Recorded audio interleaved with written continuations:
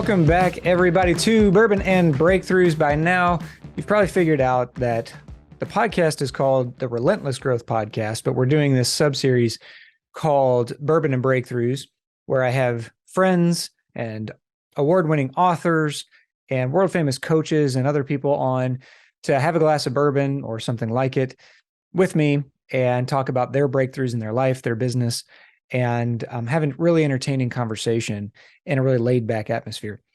Today, we have an absolutely outstanding show that I can't wait for you to dig into. This has been on my list for a long time, and it was a blast to get to sit down with New York Times bestselling author Jay Papasan and talk about my favorite book, at least one of them, The One Thing. If you have listened to the podcast for any length of time, if you've ever coached with me, if you've ever trained with me, in any kind of setting, probably, you've heard me bring up this book, The One Thing, because back in 2013, my mentor dropped a copy of this off on my doorstep, literally a stack of books. This was on top. And immediately, this book changed how I thought, how I took action in my life and in my business, how I prioritized things, and how I started to, as you'll see, line up my dominoes to get to where I am today. So it was a lot of fun to get to sit down with Jay Papasan and talk about things like, we talked about a lot, so I got a list going here. We talked about how they've sold 3 million copies of this book, and I think he said 80 different languages over the course of the past 10 years since this book was first published. We talk about what is the one thing, the main question that the book is centered around, and why there's a question mark on the back of the book itself, what counterbalancing is, and how this one word and the concept behind it has changed my clients' lives over and over and over as they learn how to, counterbalance. So you'll have to listen to Jay explain what that is. We talked about his desire for impact and how that drives the passion, or that at least creates the passion that he shows up with 10 years later, actually almost 14 years later, since they started writing this book, and he still shows up passionately because of his desire to have an impact.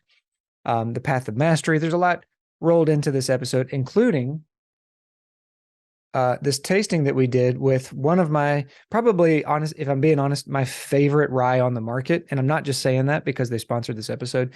This, if you're not watching the video, I'm holding up a bottle of Rabbit Hole's Boxer Grail Rye. Rabbit Hole is a distillery right down the road here in Louisville, Kentucky. They have been generous enough to sponsor the first 6-7 episodes that we're doing on Bourbon and Breakthroughs. And honestly, this bottle was the one that started this whole concept of sitting down, video recording these interviews, doing the whole lineup of Rabbit Hole expressions with different people. And it is phenomenal in a Manhattan, phenomenal in an old fashioned, or even neat. Give it a shot if you're into this bourbon and rye scene. And even if you're not, because honestly, it's that good. So let's get on to the interview with Jay Papasan. Thank you all for listening. If you enjoy the show, please do us a favor. Make sure you subscribe to it so you never miss an episode, and also share it with a friend, somebody who can benefit from Jay's wisdom, somebody who needs to pick up the one thing and maybe implement it because they are scattered. They're doing too many things. They're trying to multitask all the time. Or otherwise you just found the show entertaining and want to share it with somebody you care about. As always, thank you for listening, and we'll catch you on the next episode of Bourbon and Breakthroughs. All right, have fun, everyone. All right, welcome back, everybody, to Bourbon and Breakthroughs. I am here with one of my absolute favorite authors, Jay Papasan, from The One Thing. You can see a copy hiding behind him on his bookshelf there. My copy, if you've ever listened to one of my podcasts, if you've ever coached with me, if you've ever been in a training with me, you have seen this book, you have heard me quote it ad nauseum. It is something I give to every single one of our clients. So when I say he's one of my favorite authors, I literally mean since I got this book hand delivered to me on my doorstep by my mentor in 2000, that was 2013, Jay. So that was the year the right book, when it came out. Yeah, it came out in what, April 2000? April 1st. So we're right now on the 10th anniversary of the book being published. Mm-hmm. And I don't want to spoil it, but I do want to spoil it. How many copies have you sold? So over the holidays, we passed 3 million copies if you count all 40 languages that it's been published in. Wow. Three. How Yeah. does it feel to have that kind of reach across the globe? It's honestly, it's not something I can really comprehend. It's like, what does that mean? Like, what does 3,000 people even look like, or 3 million people look like? I can barely, like, you go to like a big football game and you hear there's 114,000, and you can kind of get there, but like, this is like a magnitude greater. So it's a dream. Like, as an author, my number one value is impact. Mm. That's just me. Like, for years and years, I said family, impact, abundance were my top three values. And the last few years, like, I was analyzing my decisions, and maybe it's because I'm about to be an empty nester. We got one going off to college, one behind. I was like, I think it's impact, family, abundance, if I'm being really honest. And yeah, so if I can touch that many lives, and a fraction of them, right, are like you, they didn't just digest it for themselves, they're sharing it. Yeah. That's magnifying the impact. And that makes me super happy. When I came up to you at the end of the goal setting retreat in 2018, I don't remember what I asked you or what I said, but I do remember what you said back, which was, I want to infect the whole world with this book. Yeah. And we were talking before we started recording here that it's been 14 years and you still have that kind of passion, because it took you a few years to write the book, obviously. So what, and we're going to get to, for everybody listening or watching the video, we're going to get to the bourbon in a second. Just hang on. But I do want to know what has kept you that. Learn something first, right? That's right. Yeah. And what has kept you so intrigued, so fascinated, so passionate about it for over a decade? Gary and I went into the studio, and later this month, we're going to drop an episode where, like, I don't get him in the studio very often to be on the One Thing podcast. Mm. And so I just said, I'll interview you. What are the lessons learned? So this is a roundabout answer. And we were talking about the journey of mastery, like choosing that you really want to be the best you can be at something. And it's a big commitment, right? You have to be committed to always asking, is there a better approach than the one I'm comfortable? Am I willing to be uncomfortable to learn? All of those things. I think this was a process that I started really understanding just a few years before I started working with him. And then working with him elevated my game. And then in writing the book, we were articulating and building models around so much of what's in the book. I'm trying to live the path of mastery on this, right? If I look at myself, like, I still have the white belt on, right? Because I feel like I'm still fumbling the fundamentals. Yeah. But I'm getting better, right? I'm getting better and better. And I'm just committed to just keep on journeying, be a student. And I like to be a student. I like to try to optimize my performance and the things that matter. And this is just an approach. So I was like, I just feel like it's very practical, which is also my personality. So anyway, like, I'm just on the path to mastery. In my mind, I'm still close to the beginning. So I feel like I've got so much more to learn, right? Like, the farther you go, you start to see some of the minutia, right? Some of the details that you just didn't even see before you kind of grew eyes. I like how you said that, because when I got started in the killer world, somebody said, if you're going to pick up a book like The Millionaire Real Estate Agent or The One Thing, you should get a PhD in that book. Right. You should read that 14 times. And then by maybe the 15th time, then you'll actually start to appreciate it. But Gary used to say that about our hiring class. It's like, you're all proud of yourself for going one time. It's like, congratulations, you're still in the first grade. Yeah. You'd have to go 12 times to even get out of high school with that learning. So this idea, I think you read somewhere that when Warren Buffett early in his career made a bad mistake investing, he went back and read Benjamin Graham's classic 12 times before he made another investment. And there's irony to this, because Benjamin Graham, like, every time he updated the book, he changed the formula. Like, he didn't have just one thing, but his thing was value investing, which we all know that's Warren Buffett. Like, I'm in it for the long haul. I'm trying to buy value. Yeah. And then I'm going to have a very long time horizon. But like, he went back and read it 12 times before he let himself make another investment. And I think that's probably stuck in Gary's brain. And he just believes if it's really important, like, why wouldn't you go back and revisit it again and again? It's not that the materials changed, but you've changed, Right. right? So your interaction with it is going to be materially different from year to year if you go back and revisit something that's kind of timeless. What's that saying? No man steps into the same river twice because the river's Exactly. changed and so is he. Yeah. Yeah. That's, Yeah. you know. That's it.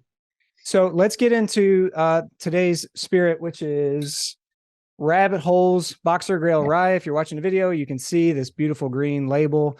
Boxer Grail is made by Rabbit Hole right down the road from me here in Louisville, Kentucky. And this is their 95% rye, 5% malted barley expression. This is my go-to. I'm not just saying that because I love my friends at Rabbit Hole. Jay, have you tried this one before? Have you ever had this? No, Yes. All no, right. I This is looked it exciting. up. I was like, all right, I'm imagining it's pretty good. Or you're at the beginning of your sponsorship journey and it's what you could get. But like if you say it's down the road and you live in Kentucky and this is your go-to, you've now set expectations pretty high for me. And so, Jay, we have to make this the best interview you've ever done. Uh, to help me do that, I'm going to get you a drink in you. So thanks again to our friends at Rabbit Hole. So Boxer Grail, Jay, for every guest on the show, I handpick the spirit for them. I picked this one for you because I know you like classic cocktails. I know you like a good story. This one is named after boxing and Louisville's tradition of boxing. And it's sort of it's an outlier. It's a bold expression.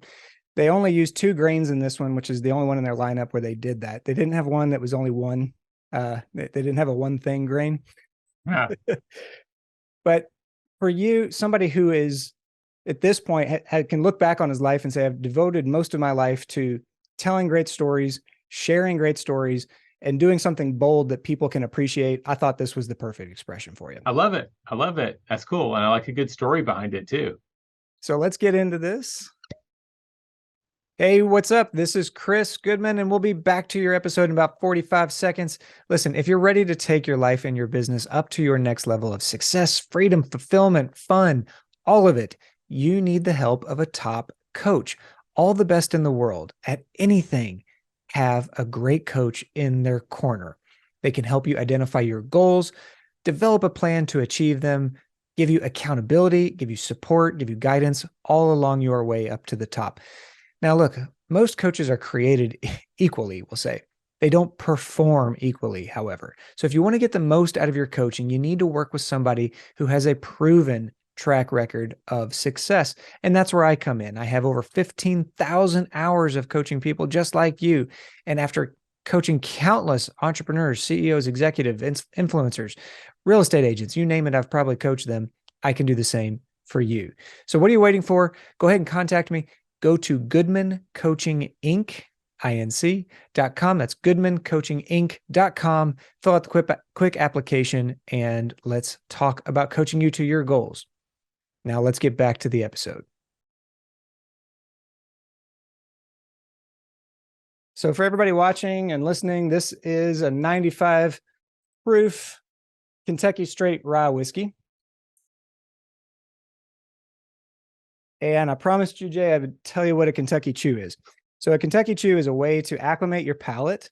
This is just putting 1 or 2 drops on your tongue in the beginning and kind of rolling it around. It almost looks like you're chewing it. And it helps your palate get acclimated so it doesn't have that shock factor. When you go back for your second sip, that way you'll actually be able to taste more of the spirit itself and You like not just have dip that. your finger in it and put a few drops on your tongue and get started? You can do it however. If you have a pipette, you can do it that way. You can Don't have a pipette handy. No, I'm kidding. I'm kidding. Your office is a lot cooler than my office. Well, here's what I recommend. Just put a couple drops on your tongue from the glass itself. Okay. Okay. There you go. You look kind of silly moving it around, but you'll see it really does help your whole palate get acclimated to it without blowing it out right away because of the high alcohol. Well, it's like that first sip of a good wine too. You kind of oxidate it and make sure it hits all the parts of your palate, and that is preparing you for the full flavor. So yeah, it makes total sense. Exactly. So cheers. This time go back in for the full sip. Let's see what you think. There you go. Yeah, I've got some whiskey rocks in mine. So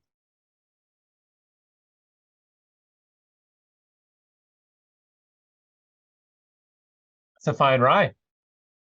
All right. High praise. Oh yeah, that's good. Yeah, I mean, because like it's funny, people know this about me, so I get gifted a lot of bourbons, and so for Halloween, all the neighborhood dads, we just usually convened at my house. And while the kids were dividing up all their stuff, like we would just open up all the bottles of whiskey and we do a little sampling. So I've sampled quite a few. I Perfect. just can't like I just can't have more than about a cocktail unless it's a Yeah. very special occasion. So it Yeah. takes me a long time to work my way through a bunch of bourbon. This is the fun thing about bourbon though, too, that everybody has a different palate. Yeah. Everybody has a different level of appreciation for whatever's in their glass. I have friends who have been around me and the bourbon scene for their whole life, and they could give a care less. They could put Coke in whatever and be happy. Yeah. The whole goal is really just to experiment, have something fun, something different. Like I said, this one is my favorite though. It's got these notes of, um, it's funny. It's like butterscotch almost, Hmm. which is the last thing you would think from a rye, which is usually just that punch of spice. But I like that about it too, that it can stand up in an old fashioned. It doesn't lose itself in all the sweetener, etc. Have you ever made it into a Vucre, which is my favorite rye drink? I forgot that was your favorite. I meant to tell you that this is the best Vieux Carré you're going to have. I love it. I'll have to order Seriously. it next time. Yeah. I never make them at home. Like you have to have two kinds of bitters and cognac, and Mhm. most places it you have to have a good, well-stocked bar. Right. Maybe it's the Benedictine that they don't always have, like Mhm. to Yeah. actually make it happen. So You I know, let it be a special treat when I'm in a nice restaurant. It's like, can y'all make a Vue Crave for me? And if they don't so know how to spell it, I'm not usually helpful. well, you just said that you're going out on a date after this. It might be the perfect time to give it a shot. Oh yeah, there we go. We're Okay, gonna go cool. to Olame, which is my favorite restaurant in Austin, probably. And Michael Fotoge is like a neighbor, and he's like this James Beard chef. So like I'll find out before we go because I know they make a good bouquet. I'll make sure that they have the Boxer Grail. And if Yeah. they don't, I'll get his permission to bring some. I was going to say, just take your bottle with you. Yeah. I can't imagine what their uncorking fee is there though. Oh, So good point. Good yeah, point. that's all right. Some things are worth it. It's good to have friends, and that's a hell of a friend to have. Yeah. I interviewed him for a podcast Did you? and we just found out that we had a connection in Memphis. And I started going, did you ever have a Ripley tomato? Did you ever have bread from this place? Like I knew the ingredients for the perfect ham sandwich, and he knew all of them too. And I was like, okay, we're friends for life now. The world gets smaller. I'm telling you, every year it's so interesting. Especially, I heard you joke about this on another podcast because several people are listening right now. They know you, they know your work, they know the canon of influence that you've had in the KW world, and other people are like, Jay, who? Yeah. And in my world, you're a celebrity. In my world, you're a major influencer. And there are people who may not know what you do. So for those people, let me catch some of them up. You co-authored a book called The One Thing. There is a famous question in the book. Can you describe how that question came about and why it took off? Because I mean, 3 million copies later, clearly the question hit the nail on the head. So it's called The Focusing Question. It's kind of the heart of the book, as you mentioned. Um, I benefit. My co-author's name is in much bigger letters than mine. Gary Keller. He's the founder of Keller Williams, brilliant visionary guy. And together we partnered to write a bunch of books. And it's great. I think I bring a lot of value to him, the way I write, the way I see the world. And together we've made some magic. When he was coaching early in his career with our top franchisees and top agents, coaching, you do this, right? Mhm. You ask for commitments. Like, so between now and our next session, what will you commit to getting done? And people would make a list. Like, here are the 5 things I'm going to do. And Gary got frustrated because a lot of times people would do 1 or 2 of the things, but they would rarely do the hardest or most important thing, like the thing they really needed to focus on. Mhm. So it was really out of frustration that this weird question was born. He'd be like, Chris, if you can only do 3 things, and you'd come back having done the number 2 and 3. Yeah. And finally, frustration, like, and a little parental anger, maybe. All right, Chris, if you can only do one thing to move your goals forward between now and our next session, what are you committing to do? And something magical happened. When they only made one commitment, they tended to always make the commitment was most important, right? They know that that's first on their list. And because they have nowhere else to hide, they can't say they did the other stuff. They almost always did it. And the really cool thing is when they did their number one priority, they often did number 2, 3, 4, and 5. So he just like, okay, I'm just now going forward, always identify the number one priority and ask for a commitment there. So that's the preamble. That's the origin story. And the question as it's phrased, and we want people, number one, like we put a question mark on the back of the book instead of all the testimonials and stuff we could have. We want people to start asking this question. What's the one thing I can do such that by doing it, everything else is easier or unnecessary? Long question. What's the one thing? Not what could I do or whatever. And it's what I can do today. Like, where can you get into action right now? Because the coulda, shoulda, wouldas, those are all over the hill and you may never get to them. Such that by doing it means that it's not a one-to-one, right? Leverage comes into play. Right. Yeah. This is a leveraged activity. You get a multiple on returns. So like we use the metaphor of a domino run. Like you're looking for the longest row of dominoes in your life and you're going to knock over the first one. And that makes everything else either easier or unnecessary. I think a lot of people want to do their one thing and make everything unnecessary. Yeah. The reality is when they do that one thing, most often it makes those things a lot easier, or you're doing so well financially from doing your one thing, you don't have to do you can afford to pay other people. So before I say why it caught on, because I don't think it's just the question, that's the origin story and that's the question. I don't want to monologue on you, Chris. No, you're good. I'm eating it up. What am I missing? What do we need to tell them in addition to that? Well, I don't think you're missing anything. I was just going to say, I think that's part of why it's so sticky is it's not just a mindset or experiential question. It's an action question too. Yeah. And when you figure out how to do it for yourself, both get into alignment. And I think that's the tipping point. Yeah. I think the reason the book sold 3 million copies, the answer for anything that sells more than 1 million copies, it's a combination of quality and a little bit of luck and timing. And I feel like our book came out just a few years after like the iPhone really went into mass production. Wow. And I look at where the technology was then and now, and it takes a long time for us to adapt to the pace of everything that's happening and everything that's available to us. So when I look back, I kind of feel like people were perpetually in a state of overwhelm.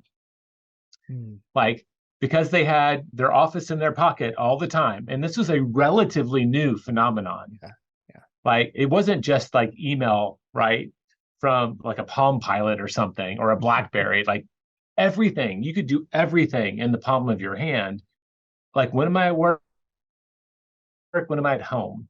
And there were all these things that they could do and that they had to do. And I think like they were looking for something to simplify all that, to cut through it and help them make better choices. And they saw this title, the one thing, it's like, well, what the heck is that? There can't just be one thing. So I think it was a provocative invitation to kind of simplify and focus their lives at a time when people really, really needed it. If we'd called it Simplify Our Focus, by the way, we wouldn't have sold a fraction of the copies. I love the story about it. If you called the Millionaire Real Estate Agent anything else, you wouldn't have sold as many copies. You wouldn't have changed as many lives, because people, I think that you said it earlier too, it's provocative. Gary is known to be provocative. You said earlier you're practical. And that's been my experience with the book, is that it's provocative because it shakes you into thinking a completely different way. And once you start applying that to any given part of your life, you can't unring that bell in other parts of your life. Well, anything else there? And I think just asking the question. Yeah. I was going to say, I think just the moment someone asks the question, what's the one thing I can do for my marriage, right? Or for my work, or whatever the topic, like they can fill in that blank such that by doing it, like most people know their number one priority, but they're so busy, they're moving so fast, they're not pausing to identify it. I was afraid people wouldn't know their answers. And what I found out is that people were too busy to ask. And Mm. so, like, what's really cool is like, if you stop and ask and you know what you're supposed to do, and you know that that is absolutely, most people will actually do it, right? Like they acknowledge that, but they're just so busy. They look up at the end of the day and they're like, crap, I didn't do the most important thing. Right.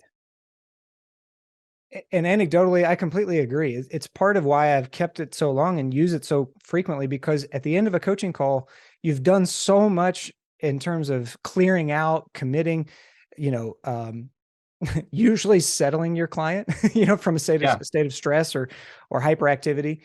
And this just points everything back to the tip of the spear, which is yeah, what most people, that's especially for driven people who seek out coaching.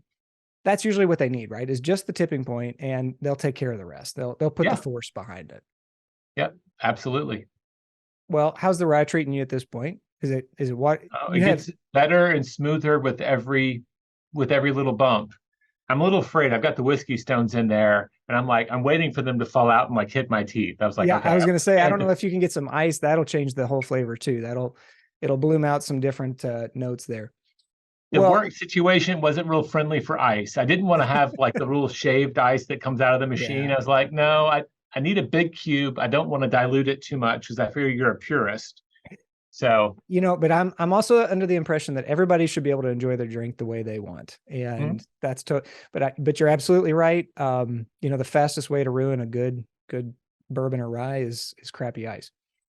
yeah, Um, you've got the one big cube, right? I do, and look, you're right. When you said purist, I have distilled water in my ice cubes. Ah, there you go. There you go. I So, do that though. Like we have the big cubes. We have like a special ice tray. uh-huh, So if I'm making like a cocktail, and honestly, Wendy and I both enjoy like there's about 3 or 4 rye drinks, and they're usually at the top of the list if we're not opening a bottle of wine.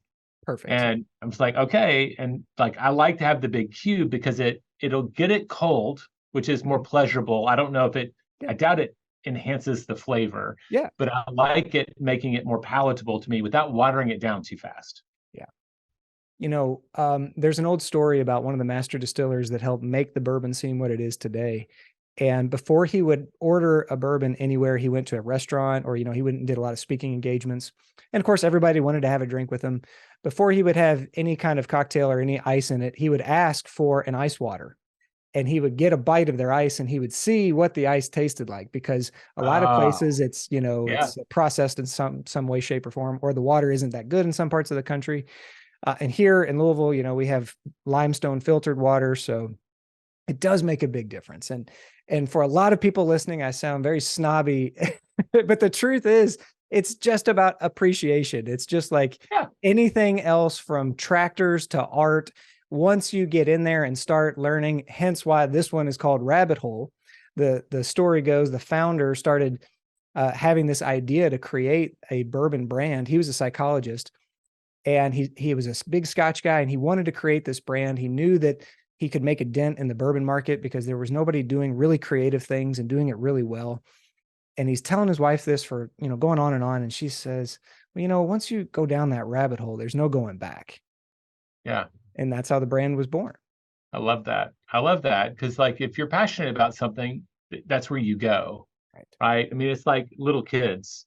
They memorize the name of every dinosaur that ever walked the earth when they're in that phase. Like, I had one do the dinosaurs, and another one that was obsessed with trucks. And I'm like, I've never been a vehicle person. So I'm like, okay, that's a dually, right? That's what we call those in the South, right? Yeah. And boom, and you learn the vernacular. But it's a I think it's natural when you're passionate about things that you just are curious and want to know more.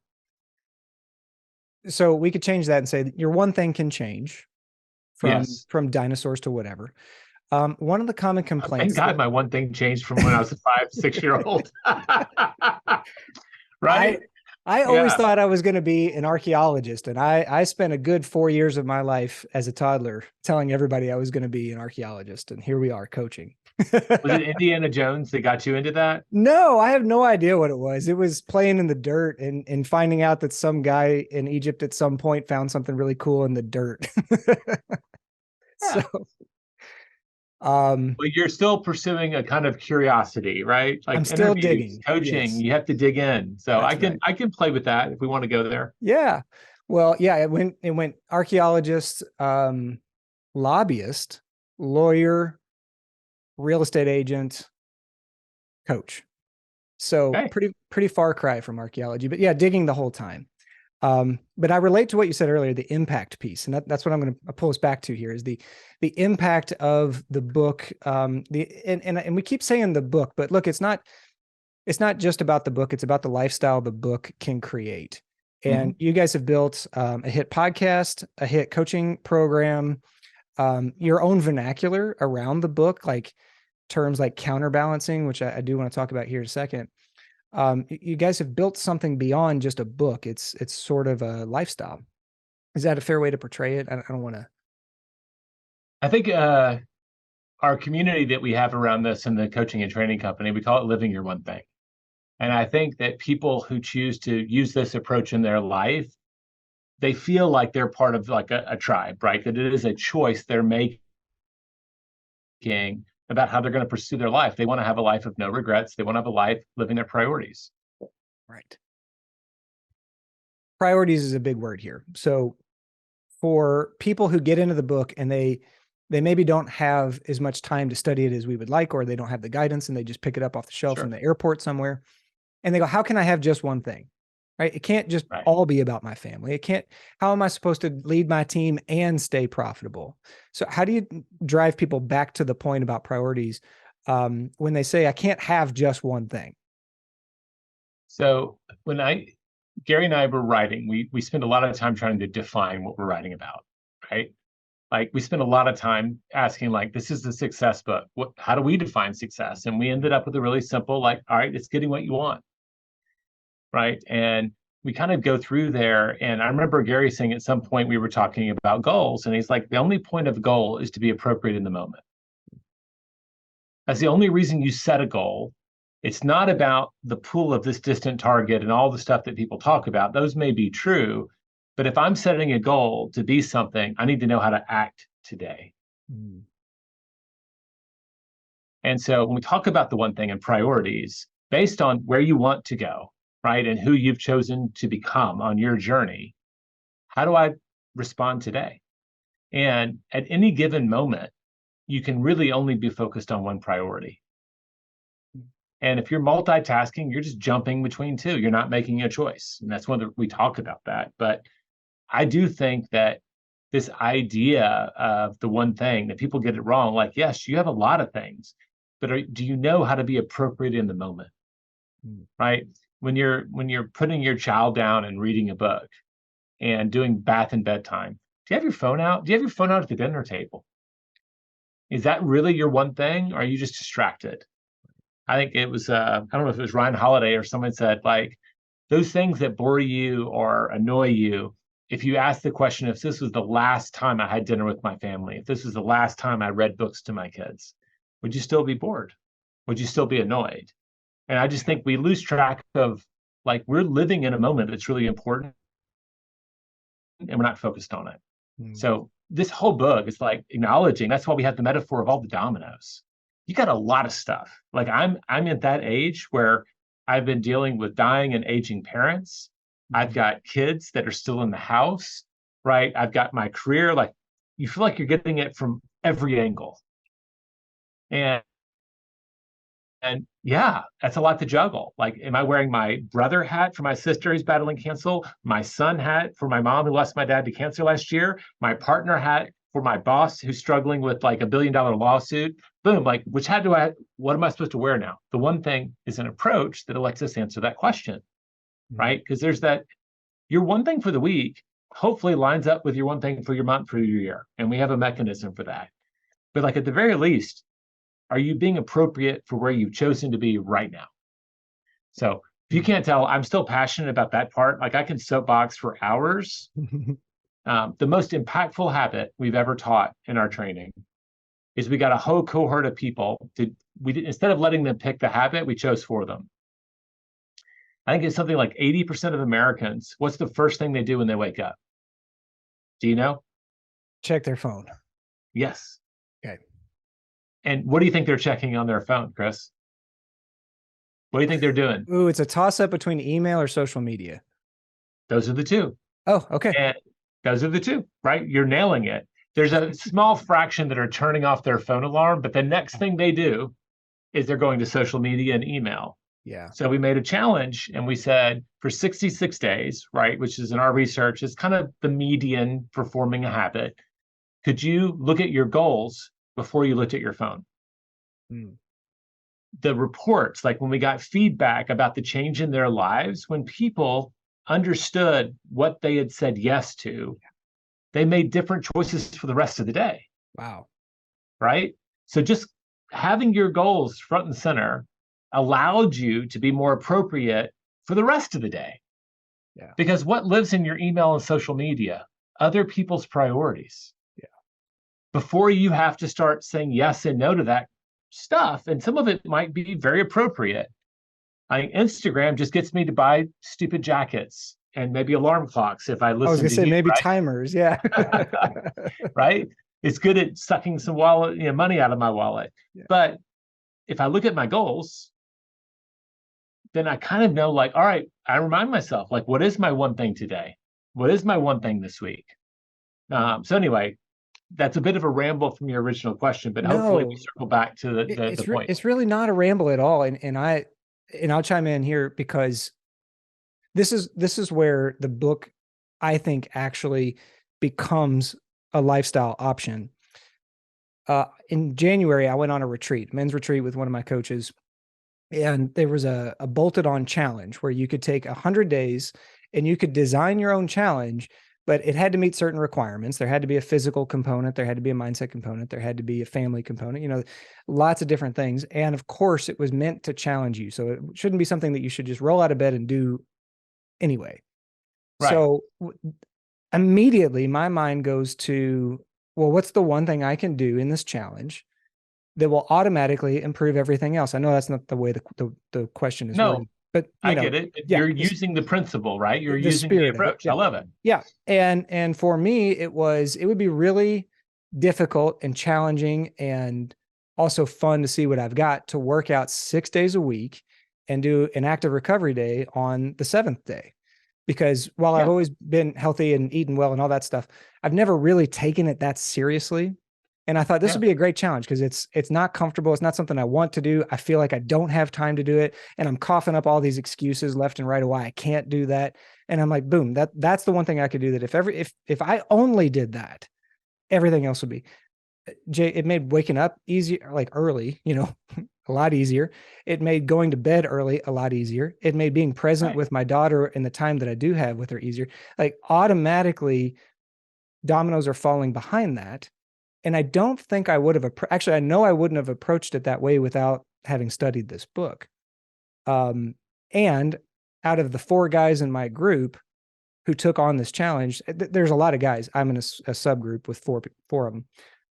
I'm the only one still on track. That's not a pat on the back. Good job, Chris. That's I think, a reflection of being able to prioritize and line up that lead domino that goes, okay, if I only hack away at this one, what could fall behind it? Let's find out. Right. Yeah. Well, I first encountered the words halo effect in the research from some Australian researchers that predated our book quite a bit, but it was around habit formation. And they reported that people that were in the process of forming a new habit started reporting all of these other things happening positively in their lives, right? These were college students. So like fewer dirty dishes, I'm not smoking as much, whatever it was. Now you look back, I only read The Power of Habit last year. Oh, like I boycotted it because in the beginning, like I just didn't want to borrow ideas, but like smart. he really kind of popularized the idea of a keystone habit. And I think those are the same thing. Yeah. Like if you nail the right priority, it has a halo effect. And that's what a keystone habit means. It does make those other things kind of start happening naturally. My theory around this is most of us feel like a lot of our life is we're kind of like if you fall out of the canoe in the rapids, you just like get your legs up and try not to hit a big rock. Yeah. Like especially if you've got small kids. That's what your days feel like, That's I was really really relating to that. Yes. right? So I think when you make a stand around doing something, like this is my one thing, right? My world is going to resolve around this block of time, and I'm really going to make a stand around protecting it. When you start making progress on that, it's kind of like, the army that captures a small piece of the beachhead in enemy territory, but now they can land their tanks, and now they can land their artillery, and they can take more territory. Mm. So like that initial habit, I think a lot of it is like this self-belief and self-confidence of, well, maybe I can. I am in more control than I thought I was. And I'm not just being swept through all of this. And I hear that in their language, like when they're on the other side. And I said, well, tell me about that. Why did that happen? It Mhm. was like I just kind of knew I could. So I don't Yeah. know. I just feel like we're very busy. We have a lot going on, especially if you're aiming your life at big success. And so these critical wins around things that matter, right? Even if they're very small in terms of like the scale of your day, like I got my workout in today, Yeah. they lay a foundation of like, you know what? I'm someone who keeps my promises to myself. Mm. And I Yeah. believe it when I say I can do that because I have a history of keeping my promises. We're at almost at day 60 in this 100-day challenge. And every day I ask myself, what's the biggest thing I've learned from this experience? And easily 2/3 of the days I have come back with, I have discounted what can happen incrementally. Yeah. And um if anything, I think, the if you slip off the cover, for anybody watching the video, you see this automatically. If you slip off that paper cover, you'll see that the book has a domino as the cover. It is. So when it Yeah. sits on your like for me, when it sits on my shelf over here, you see and automatically start thinking, okay, there are things that I can line up today that even if I don't get that done for 10 years, or in your case, 14 years, we're still Yeah. talking about, 14 years ago, Jay and Gary sat down and started talking about this book. It would be so easy to dismiss what could happen incrementally over that time. I think I heard you say at one point you thought the book would sell 50,000 copies.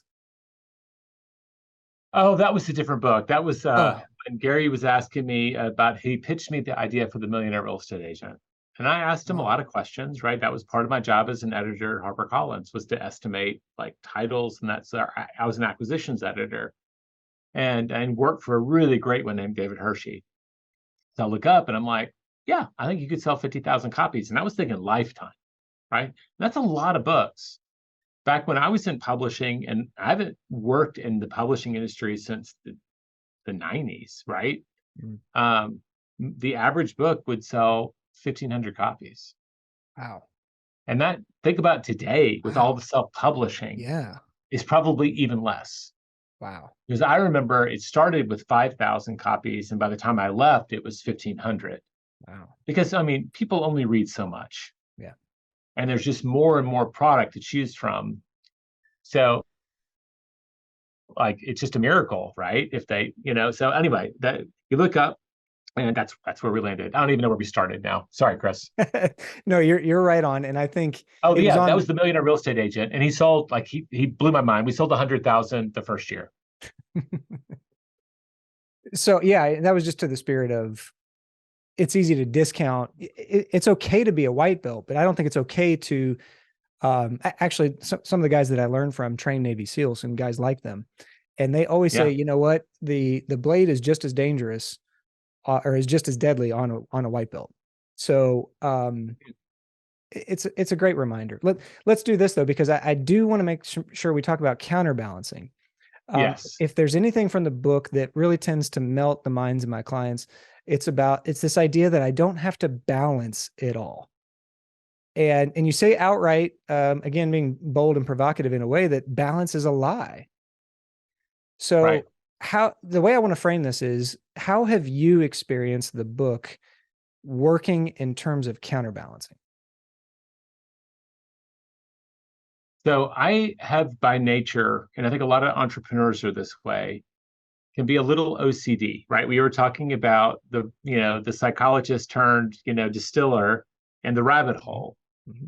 That when you're really passionate about something, you can kind of get lost in it. And they call that flow. And it's not even inherently bad in a lot of ways. Like that flow state, you lose track of time and you get lost in it. And with work and hobbies, I think we achieve a state of flow where we can lose track of time and go way out of balance. Like you look up and you're working on something that you're really passionate about, and you're like, oh crap, I'm about to be late for dinner. And or you're on the golf course and that's your passion. That's not mine, but I know a lot of people who are.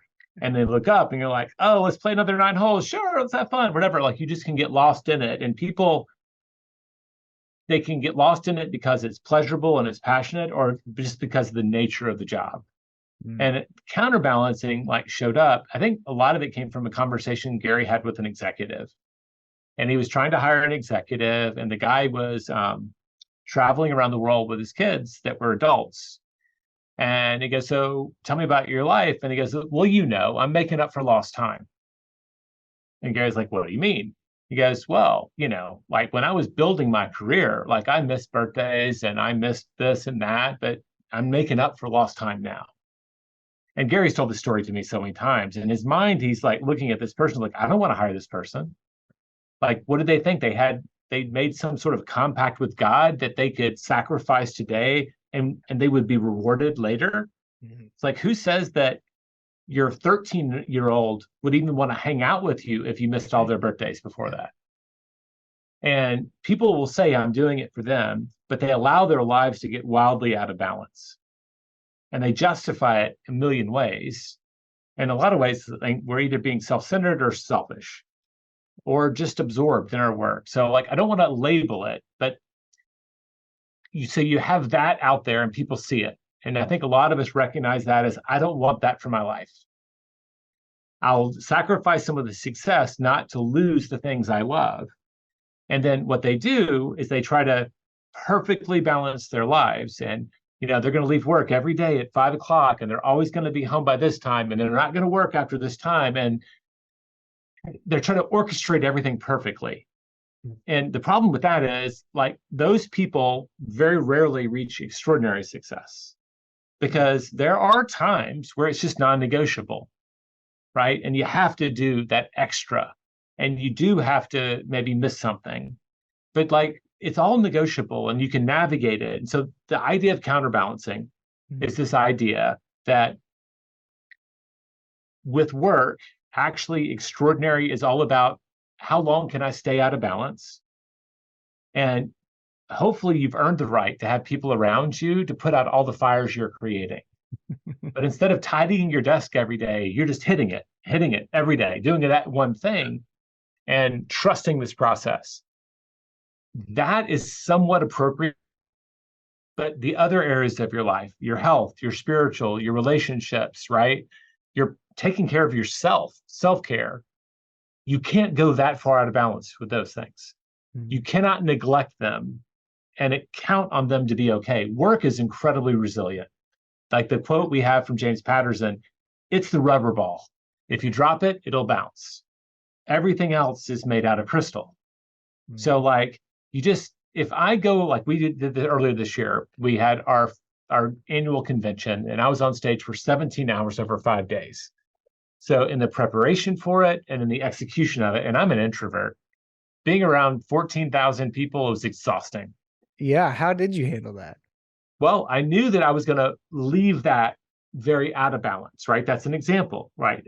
I wanted to create an extraordinary impact. I think we did. But then I immediately took like 5 days off. And it's not, I've got an 18-year-old and a 17-year-old. It's not like they're waiting to play on the carpet with toys like when they were little. Yeah. But like, it was a chance for me and my wife to rest and recuperate, to rebalance and counterbalance our health. We were out of balance, but instead of just like keeping, like, we're not nailing the accelerator to the floor. It's time to hit the brakes, to rest up, to get a little time together. We went to the ranch, right? We got out in nature. I'd kind of unplugged from work for a little while. I spent time with both my kids. We went to the movies. We did, whatever that is. And then we're ready to start again. But I'm not dropping back in at the pace that I left it. That was for a very specific reason. But I think the pace that we set around here, most people couldn't match, Mm-hmm. right? Yeah. Because we've been pushing ourselves for a long time to do good things. But that to me is just a day of work. Mm-hmm. I'm going to show up. I'm going to be focused. I'm going to get my job done. Mm-hmm. And I'm going to, make a base hit. I'm going to make a base hit. I'm going to make a base hit. I'm not going to make an out. Whatever it is that I consider a daily success, I'm going to do that. And those little successes add up over time. Mm-hmm. And then in a little while, I'll get out of balance again. Just understanding like there is no nirvana. It's not a destination you arrive at. Balance is a verb, and we have to do it all the time. Mm-hmm. And work, it's okay to be a little out of balance if you're going for extraordinary. But every other area of your life, if you are way out of balance, like there can be, you can die if you're out of balance with your health, right? Yeah. And you can lose relationships if you get those too far out of balance. And there's no coming back from those things. So just understanding, like, again, it's like being appropriate in the moment and being appropriate about that area of your life. Mm. All right. You've got me drinking rye on an empty stomach at the end of a workday. So now I'm like self-conscious. Am I rambling? No, I got you right where I want you. Okay, no, good. no, I'm kidding. No, our materials are going to start coming with a warning to eat a hamburger before. So no, and I do want to be mindful. I don't want to keep you from your date night. Let's talk real quick about where do I want to go? I was teasing my wife. I said, all right, if you get to sit down with one of your favorite authors and ask them one question, how do you decide which question it's going to be? I'm going to go here. The last line. Say this doesn't have to be the last time we hop on and chat. Totally fair. And I'll send you something equally entertaining next time to taste. So let's do this. The last couple of lines in the main text of the one thing say this: all success in life starts within you. You know what to do. You know how to do it. Your next step is simple. You are the first domino. Yeah.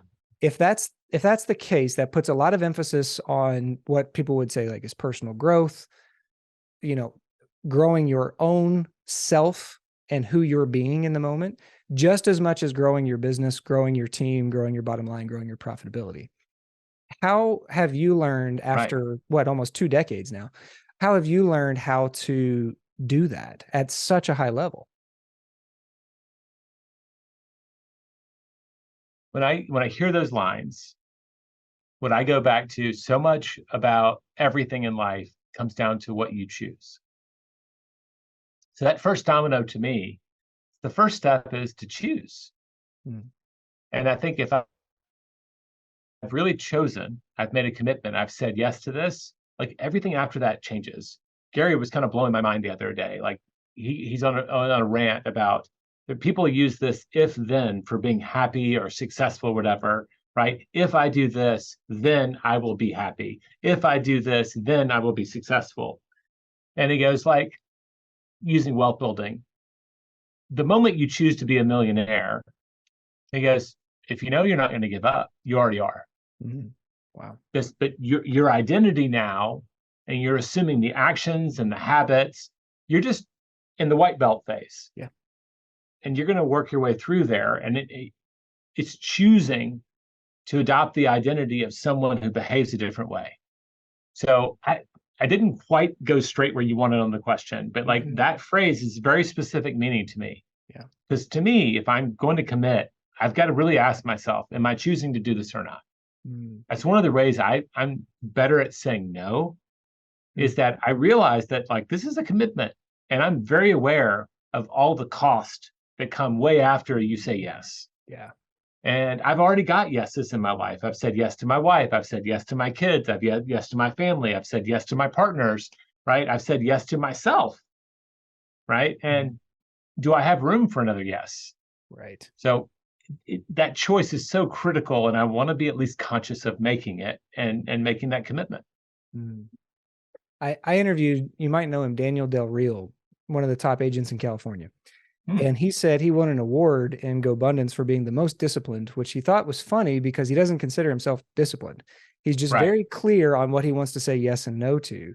And that only came from him doing so much work on exactly what we're talking about, which is he knows he's the first domino. So if he is unclear on that, it really compromises all of his results in very short order. I use Well, a lot of cheats, Chris. I always try to buy time. okay. How so? And I've done a couple of contracts with billionaires. It takes forever to close the contract. And I remember one of my buddies, one of my investment partners I was like, I mean, this is ridiculous, man. They're paying all this money for all these attorneys and stuff, and it's taking years to get this deal closed. And he's like, dude, it's a billionaire. They have so much more to lose. Mm, Time is always on their side. mm, Time is always on their side. And like, I know that was good investment and negotiating advice, and also good perspective for me when I'm on the other side of a deal with someone who has far more to lose if they screwed up. So they're going to be more thoughtful and take more time. It just humanized that. But I'm like, I need to make all of my decisions like a billionaire would. mm. I need more time. I need to look at every angle. So like, I've got a little text shortcut. You know, when you type TY on your phone, it solves it to thank you. If I start typing no social, we may have done this. You may have gotten it. It's got this long paragraph. Hey, I'm trying to stop making time commitments on social media or through text messages. If you don't mind, can you pop this over to my email, say my email address, and then me and my assistant can look at my calendar and see if we. What I'm doing is buying time and I'm putting it in an environment where I can make a better decision. Mm. And that's just like a simple hack that has saved me so much grief because I've forced myself not to, like, so many people offer you things and it's flattering that they're offering it. And you just want to say, heck yeah, let's do it. Right. Like, I want to force those. Like, now, like, I sit down with my calendar and my assistant and she goes, we've got this many podcast requests. Right. And like, we can make considered, right, yeses and decisions, and we can look at apples and oranges Yeah. and say, great, I'm going to say yes to all of them, but here's the order, right? Because this is the one that has the most timeliness to it, or Yeah. this is the one I want to make sure I don't miss, right? Right. Anyway, it's just a hack around that idea of one of the things we all need to give ourselves more time is just a little bit more space to make our decisions. I think we'd make so much better decisions if we just took a step back and said, let me just look at this in context of my life Just zoom before I say out. yes. Yeah. And that's, if I say anything 100 times a day, it's zoom out, because clients drill down into, I want to do this, I want to do that. And they're so ambitious and their heart's so big that you can't blame them. And we need that perspective to go, does this fit with your priorities right now? So, well, let me get you out of here, Yeah, Jay. I love that. Zoom out.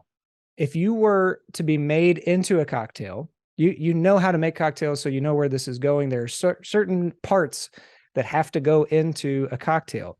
For instance, one person, when I asked what would you be if you were made into a cocktail, he said, "Well, I'd be probably 2 or 3 parts totally irreverent humor, 1 part stubborn, and 1 part want to change the world." So, if you were to be made into a cocktail, what would those ingredients look like? Oh, like I was literally like going to go back to a rye drink. I was like going to make an alternate of a Vucre. All Really? right, so now you've got me in a different framework. So this is Well, good. well, Okay. you do you here. All right. So I think that the ingredients that make up me, right? I think I've got a lot of grit and determination. I'm really good at not quitting things that are important, intensely curious. And that drives so much of the pleasure I get in writing and researching. And I've told you, I think impact is a big part of it. So I think it would probably be impact, persistence, and curiosity would be the core ingredients. You know, not to steal from James Bond, but like I love like a martini shaken and ice cold. Okay. So I kind of feel like either I've got one big cube or I'm shaken. Like, but I definitely think I'm going to be chilled, not room temperature. Okay, and what would this impactful, curious, persistent, shaken, ice cold cocktail be called? I mean, if I could name one called the Impact, that would be awesome. Right? That's awesome. Yeah. So now we have a game going in my house where we guess what people are going to say. Aha. And I said Dark Side of the Domino. That's a good name. You've been playing this game longer than I have. Yeah, I have some reps here that you don't. Yeah. Well, when I was thinking it was going to be like a rye drink, I was like, oh, one of my favorite books is The Catcher in the Rye. Maybe I could call it the Salinger. I was like, that would be good. Of course, there's already a drink called the Salinger. When you had your tornado warning, I was looking it up. I was like, crap, someone beat me to it. It's taken. I've never seen the impact on a cocktail list, though. So, but this is cool, Jay. And this is one of the reasons that I really wanted to interview you, because what I look for in somebody who makes a great person to interview is their heart, their message. Are they in alignment, and can they prove that track record over and over and over? In 2018, you said, I wanted to infect the world with this. And here you are, however many years later now, saying my drink would still be called The Impact. Yeah. Right? You could do pretty much anything you wanted to right now, and you're still sharing the same message. Thank you. Boring. It's not boring. Yeah. Right. So anything else on your heart you want to share with people before we go? I'll just say thank you. I just want to publicly call out, like, I know that you're married to an entrepreneur too. Correct. And I love that you guys y'all support each other and make space for each other. So y'all can still be a couple and y'all can still have your thing. And that's kind of rare in this world, right? A lot of power couples, when I see them, is really the entrepreneur and someone supporting them. Yeah. And there's no gender attached to who gets to play a role. No. But when you have two people running at speed and building things, I just want to give you kudos that you guys have, poured a lot into your relationship, and y'all are both growing. And that's just a rare thing. Like, Wendy and I look for examples of that. Oh, that's cool. Because we live it, and there's just not tons and tons of examples out there that we can learn from. So kudos to you. You guys have built a really cool family, and y'all are making an impact too. Thank you. Yeah, that's what it's all about, because at the end of the day, I quit law school because I got distracted by two squirrels that were running around in my backyard while I was studying contract law. And I had the thought, if I got hit by a bus, this would be my last moment, and I am miserable, and I'm not what I can be, and blah, blah, blah, blah. And I just vowed to never go back to that. And that type of approach brings with it a command to have an impact. So thank you for that. Well, for everybody who is just ready to learn more from you, where should they go first to learn more, get involved with the One Thing, et cetera? I would say go to theonething.com with the number one. That's where everything about the book is. And I would also tell them, go check out, I've got a newsletter that I write every week called The 20%er. And I'm sitting, my feet are on a cabinet that's got 23 years of journals in it. So Gary and I are living this world where we have all these ideas, and very few make it out into book form. So some of the nuggets show up every week in that newsletter. And that's been my passion project for the last year. It's all free, but it's just a way for me I give myself a weekly deadline. I got to publish every single week, and it's been really fun. And it's really good. I've been on it since you started. You have 100,000 subscribers. Oh gosh, I wish. Okay. We've been adding about 500 to 1,000 a month. So we're right at, I think, 6,000 right now, but I haven't, not a dollar of paid advertising. It's 100% word of mouth and whatever people are picking up on my social. Yeah. I mean, come on, it's pretty close to 100,000. So our One Thing list is 125,000. That's there you different. Go. That's where I saw that project. Yeah. I was like, I know I saw that number in my research. Well, Jay, thank you so much for the time. I appreciate you being here, and cheers, friend. Hey, and thank you for the was it Boxer Grail from Rabbit Hole? Thank you. That's actually a great point. Thanks to our sponsor, Rabbit Hole. As you can tell, everybody loves the stuff, and we'll keep it going. So we'll see you next time on Bourbon Breakthroughs.